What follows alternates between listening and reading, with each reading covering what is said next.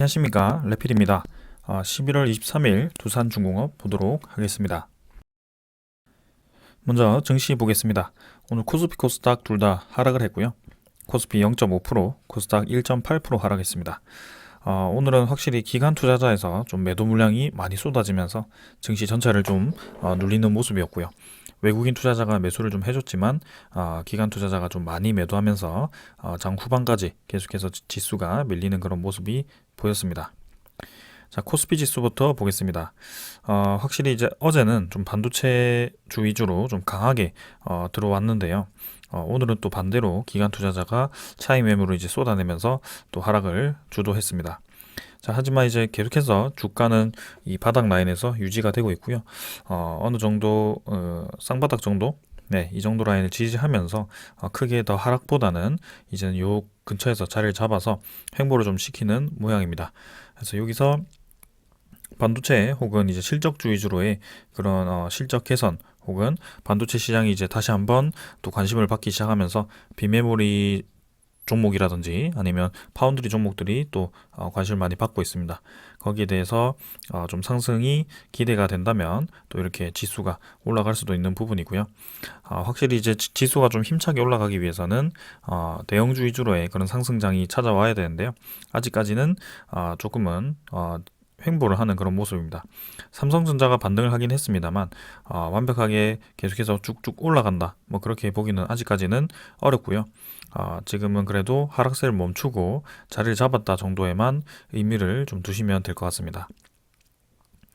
투자자 보면 뭐 외국인이 그래도 꾸준히 지금 들어와 주고 있죠. 네, 11월 11일부터 해가지고 옵션 만기일 이후부터 외국인 투자자가 계속해서 코스피를 매수를 해주고 있는데요. 하지만 매수를 해주고 있습니다만 좀 지수가 크게 움직이지 못하고 이런 기관 매물이라든지 그런 매물에 의해서 좀 하락을 하는 모습이 많이 보이고 있습니다. 그래서 아직까지는 증시가 뭔가 상승 방향으로 전환이 되었다라고 보기는 어렵고요. 외국인 투자자가 최근에는 그래도 매수를 해주고 있다, 이 정도만 보시면 될 것 같습니다. 그 다음 코스닥이고요. 코스닥은 확실히 내려갈 때도 강하게 하락을 합니다. 그래서 코스피보다 좋은 위치를 자리 잡고 좀 우상향하는 듯 했지만 지금 또 이틀 정도 크게 하락을 하면서 21선까지 이제 주가가 또 하락을 했고요. 뭐 상승 이후 이 조정 정도는 뭐 크게 우려되지 않습니다. 그래서 지금 상승 추세 정도, 이 추세를 유지를 하면서 계속 이제 상승을 이어갈 것인지 이 정도만 봐주시면 좋을 것 같고요. 아무래도 코스닥 지수에 그런 기술주라든지 그런 바이오 종목들이 많이 모여 있기 때문에 거기에 따라서 주가가 좀 많이 움직이는 모습이 보입니다. 주봉, 월봉은 뭐 크게 움직임이 없었고요. 넘어가도록 하고요. 투자자 같은 경우는 외국인 투자자, 기관 투자자 뭐 계속해서 외국인 투자자는 매수를 이어가다가 17일부터 해가지고는 뭐 크게 계속해서 매수를 이어가기보다는 매수 이렇게 반복을 좀 하고 있고요. 기관 투자자도 마찬가지로 뭐 크게 들어오지는 않습니다. 그래서 코스닥 지수 일단 좀 더 봐야 될 것 같고요. 여기서 뭐 기관이라든지 외국인 투자자가 뭐 크게 들어와 주면 또 한번 반등을 하겠지만 1000포인트 근처에서 계속해서 왔다 갔다 하는 모습이 보여집니다. 환율 같은 경우는 1189원이고요. 꾸준히 이제 1180원대를 유지를 해주고 있습니다. 그래서 21선이 다시 한번 위로 들기 시작했고요. 이 위치에서 환율이 좀 횡보를 하면서 자리를 꽤 잡았는데요. 여기서 더 이상 내려가지 않고 점점 이제 저점이 높아지는 그림이 그려지고 있습니다. 아직까지도. 그래서 지금도 언제든지 1200원대로 진입할 수 있는 그런 자리라고 보여지고요. 주봉도 꾸준히 지금 상승해주고 있기 때문에 환율 같은 경우는 1200원 이상으로 네, 무조건 올라갈 거라고 생각을 하고 있습니다. 그래서 환율이 올라가면 우리나라 증시는 네, 좀 메리트가 떨어지게 된다. 그 다음에는 이제 채권 시장 보겠습니다. 채권 시장은 10년물 국채금리가 또 상승을 시작했습니다. 그래서 1.65%고요. 전고점을 이제 조금 넘어가려고 합니다. 그래서 이전에 이 고점 라인을 서서히 이제 좀 돌파를 하는 듯한 모습이고요. 이런 모습 때문에 또 기관 투자자가 대량 매도를 한 것이 아닐까라는 생각입니다. 그래서 여전히 인플레이션이라든지 금리 인상, 테이퍼링에 대해서 이 주식 시장이 크게 좀 민감하게 움직이는 모습이고요. 하루하루 매일매일 자꾸 다른 소리가 나오니까 좀 혼돈스러울 수 있습니다. 그래서 이럴 때는 뭐 종목보다 종목이죠. 네, 그죠. 성장성이라든지 그런 가치주에 투자를 하시는 게 맞고요. 혹은 큰 하락이 나올 수도 있는 구간이기 때문에 거기에 대해서는 좀 현금 확보를 해두는 것도 방법이라고 계속 말씀드리고 있습니다. 지금은 실체가 없는 주식은 웬만하면 투자하지 않는 것이 좋을 것 같고요. 지수 선물 같은 경우도 지금 전부 다 이제 좀 하락을 하고 있습니다. 그래서 다시 한번 이 국채 금리가 급등을 하게 되면 금리 인상에 대한 압박이 들어오기 때문에 거기에 대해서는 항상 조심하면서 지켜보도록 합시다. 자, 오늘 이 정도로 하고 종목 보도록 하겠습니다. 두산중공업 보겠습니다. 50원 하락해서 23,650원이고요. 어, 23,550원이죠. 시간의 가격은 뭐 조금 하락을 했습니다. 그래서 오늘 장 초반에 좀 상승을 하다가 또 눌러지는 모습이었고요. 오늘 증시 자체가 좀 전체적으로 하락을 하는 분위기였기 때문에 좀 두산중공업도 같이 눌러진 것 같습니다. 그래서 뭐 큰 의미 없이 오늘은 그냥 부합 정도로 마무리했다라고 보시면 될 것 같고요. 거래량 같은 경우는 630만 주로 추가적으로 더 감소를 했습니다. 그래서 계속해서 이제 1000만 주 이상 유지되던 그 거래량이 11월 15일부터 해가지고 좀 이제 죽어 있는 듯한 모습이고요. 조정기가 들어왔습니다. 그래서 지금 뭐 크게 움직임 없이 진행이 되고 있고요. 한번 1차 상승 이후에 절반 정도를 지금 반납을 하고 조정을 이어가고 있고요.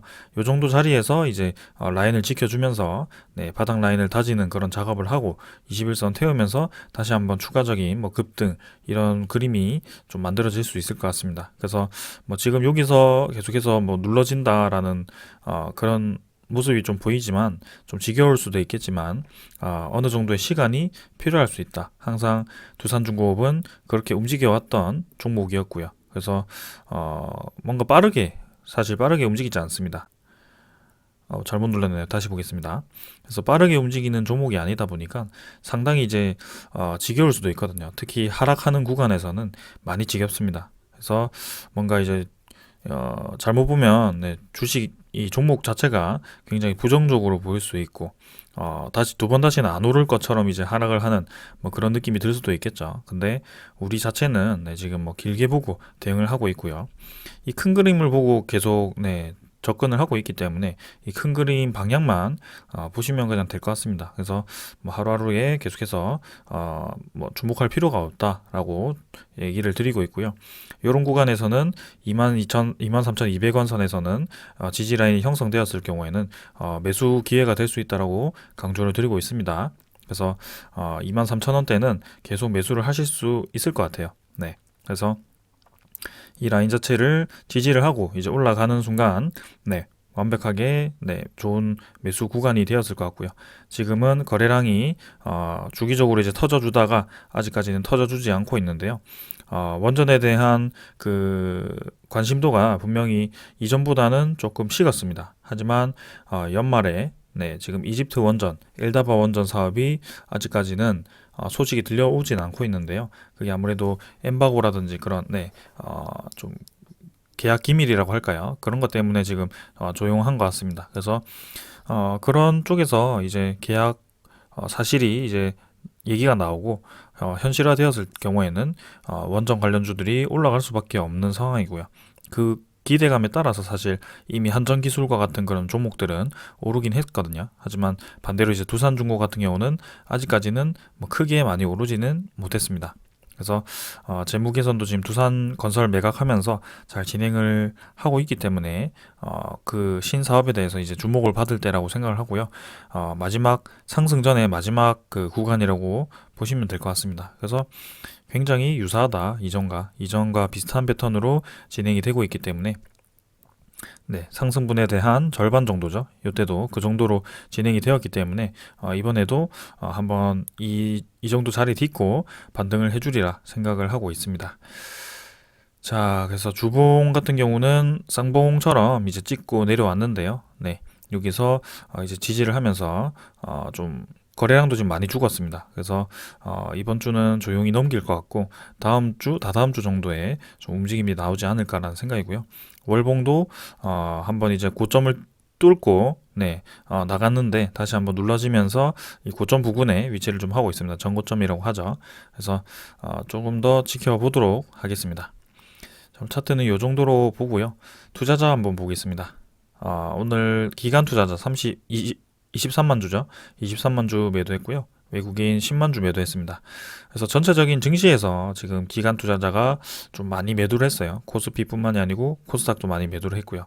그래서 7천억 정도를 코스피에서 매도를 좀 했는데 그중 이제 대부분이 이렇게 금융 투자 매도 물량이었고요. 오늘은 뭐 적극적인 매수 세력이 없었기 때문에 이런 식으로 상승분이 바로 쉽게 반납되는 그런 모습이었던 것 같습니다. 그래서 뭐 크게 걱정할 필요 없는 움직임이었고요. 기간 투자자가 뭐 연일 매수가 들어오고 있습니다. 그리고 이렇게 한 번씩 매도가 나온 날에는 금융 투자가 대부분 이제 매도를 하는 그런 날이기 때문에 큰 걱정 없이 지켜보셔도 좋을 것 같고요. 결국에는 이렇게 많이 기간이 매도한 것 같지만 연기금 같은 경우는 또 매도하지 않았고요. 투신과 보험도 다시 매수로 전환을 했습니다. 그래서 결국에는 사모펀드, 뭐 기간 금융투자 이렇게 뭐 그냥 단타 정도 그렇게 보시면 될 것 같고요.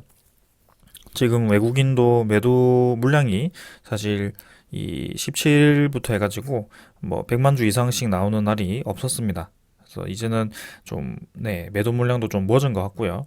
여기에 대해서 자리를 잡고 이제 반등하는 시기가 분명히 이제 기관과 외국인이 다시 한번 크게 한번 들어오는 날이 그때가 되지 않을까라는 생각을 해봅니다. 자, 그래서 한번 차분히 기다려 보도록 하고요. 투자자 보고 넘어가도록 하겠습니다. 오늘은 두산중공업의 뭐 소식 보기 전에 공매도 잔고 봐야죠. 공매도 잔고 한번 보겠습니다. 공매도 잔고도 1,500만 주 계속 유지를 하고 있고요. 1,518만 주로 어제보다는 좀 상한이 진행이 되었습니다. 그래서 이제는 요 근처에서 더 이상 올라가기보다는 좀 이제 상환하는 방향으로 진행이 좀 되었으면 하고요. 공매도 거래량 자체도 일거래량 자체도 꽤나 이제 적어졌습니다.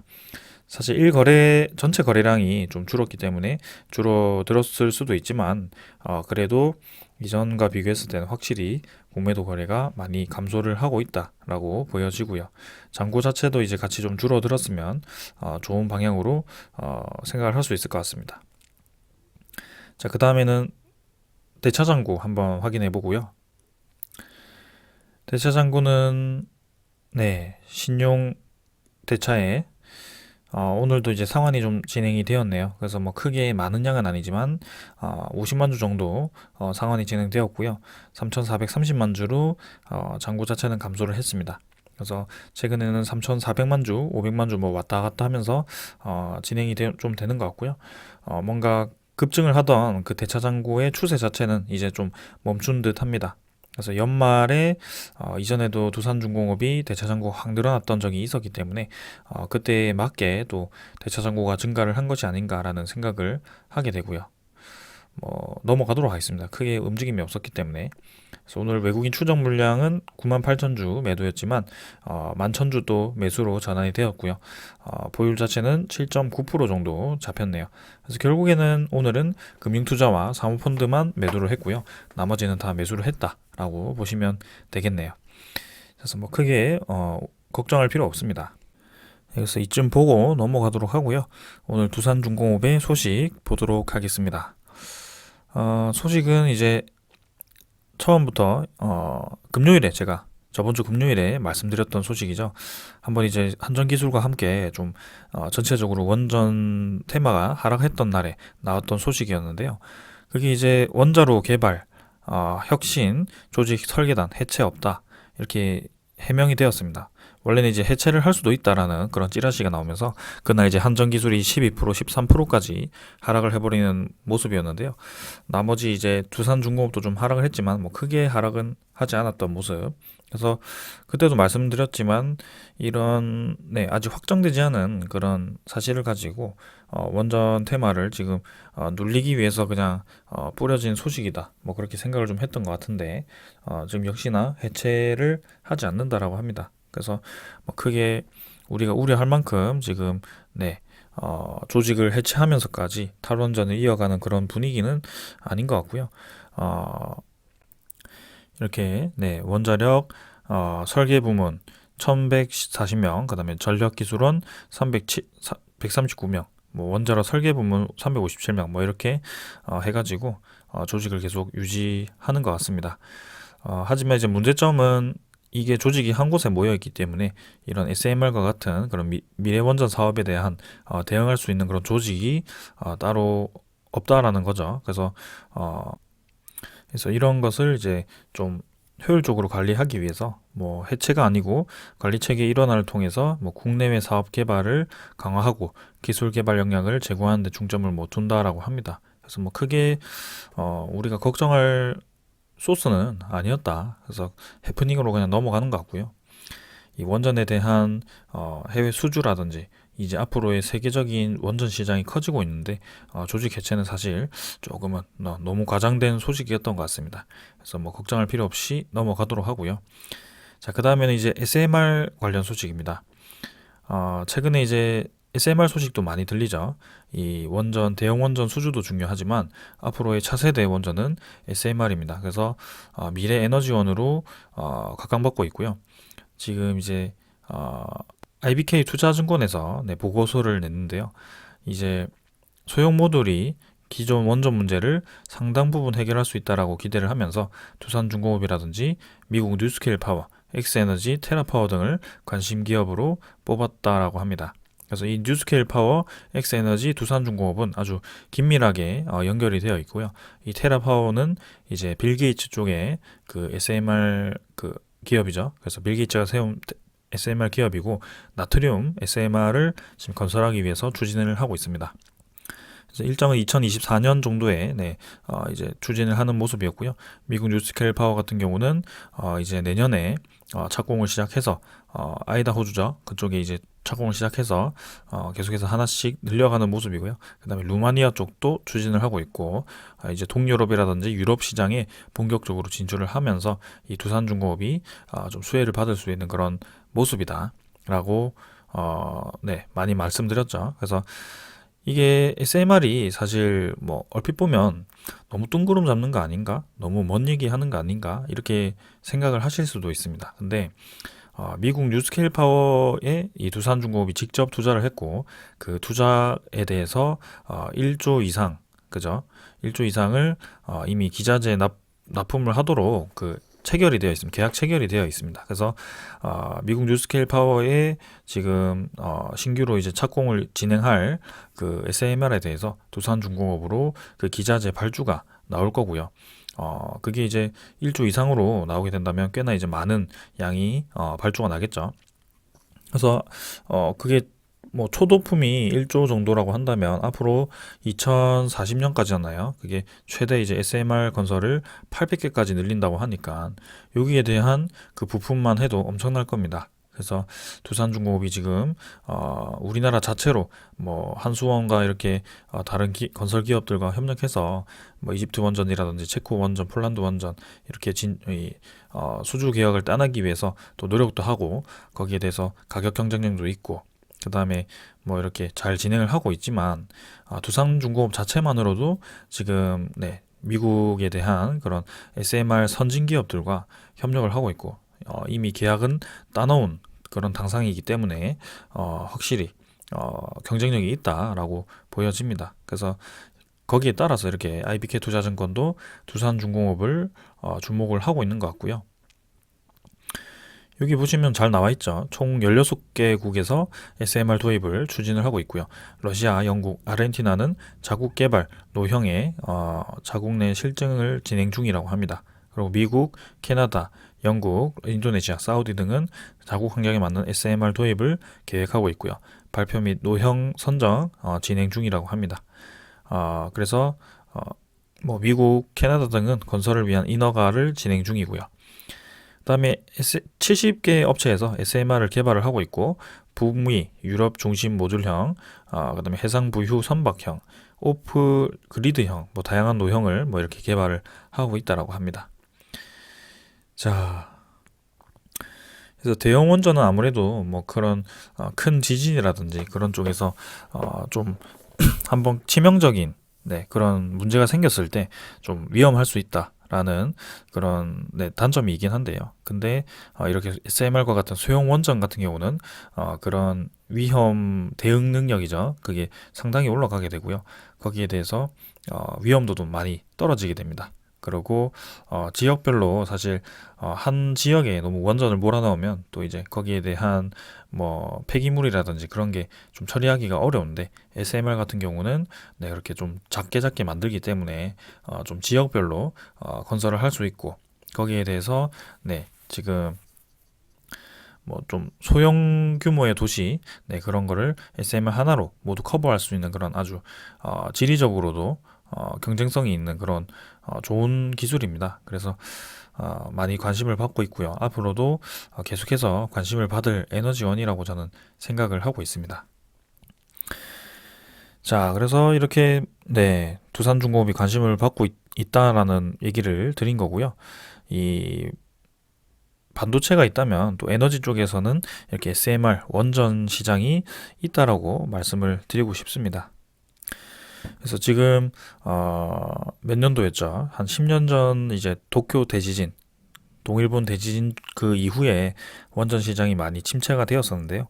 그 이후에 다시 지구 온난화로 인해서 그 다음에 에너지 원 자체가 이제 전기차 보급이 확대되면서 그런 전기에 대한 수요가 늘어나니까 각 국가별로 이 앞으로의 그 전기 수요를 감당을 할 수가 없는 상황이 되어 버린 거죠. 그래서 지구 온난화 때문에 물이 많던 그런 국가도 물 부족 국가로 전환이 되면서 수력 발전이 진행되지 않고 있고, 그다음에 바람이 일정하게 불던 그런 나라도 바람 방향이 수시 때때로 바뀌니까 풍력 에너지 효율도 많이 떨어지게 되고요. 그런 식으로 되는데 이제 이렇게 어떤 특정 국가에서 또 그런 에너지원을 통한 다른 타 국가의 지배력을 높이려고 하는 그런 좀 위협적인 안보적으로 위협적인 모습도 보이니까 이렇게 각국이 이제 그런 미래에 대한 그런 에너지원에 대한 이 수요와 그 다음에 이 국가 안보를 위해서 대응을 하고 있는 모습입니다.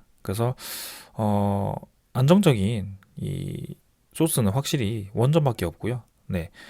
안정적으로 계속해서 일정하게 보급을 할 수 있는 에너지를 보급할 수 있는 매체는 원전과 SMR밖에 없지만 한편으로는 이 원전 시장이 탈원전으로 진행된 그 이유 중에 하나는 폐기물이라든지 그 다음에 그 큰 지진에 대해서 한번 치명적인 사고가 발생했을 때 대응이 되지 않는다라는 그런 이유 때문이었죠. 그래서 이렇게 SMR과 같은 차세대 원전 시장이 나오게 되고 거기에 대해서 대응 능력을 계속해서 높여가는 그런 모습이고요. 이제는 핵 폐기물에 대한 처리도 두산중공업이라든지 그런 우리나라 국내 기술진들이 또 미국에 논문도 냈었거든요. 그래서 핵 폐기물도 이제 처리할 수 있는 날이 다가오고 있습니다. 그래서 여기에 대한 기술이 계속 이 발전을 하고 있기 때문에 앞으로도 계속해서 관심을 받을 수밖에 없는 에너지원이라고 생각을 하고요. 저는 내년, 내후년 두산중공업 계속해서 주목해볼 만하다라고 생각을 하고 있고 매일매일 리뷰를 하고 있습니다. 그래서 오늘로써 지금 뭐 5일 정도 연속 하락을 좀 했습니다. 좀 지루하시겠지만 27,000원 찍고 내려와서 좀 기분이 나쁠 수도 있지만 큰 방향을 위해서는 큰 상승을 위해서는 이 정도 하락은 뭐 크게 문제가 되지 않는다라고 보시면 좋을 것 같습니다. 그래서 자, 이번 주는 뭐 조용히 넘기고 다음 주부터 해가지고 조금씩 반등을 하면서 자리를 다지고 반등해 주기를 기대를 해보겠습니다. 전혀 문제가 되지 않는다는 것은 이 장기적인 이평선들이 모두 위를 향하고 있기 때문에 단기적인 이 부분만 보고는 전체적으로 판단을 할 수가 없다. 뭐 그렇게 말씀을 드리도록 하겠습니다. 자, 오늘 여기까지 하고 마무리하겠습니다. 감사합니다.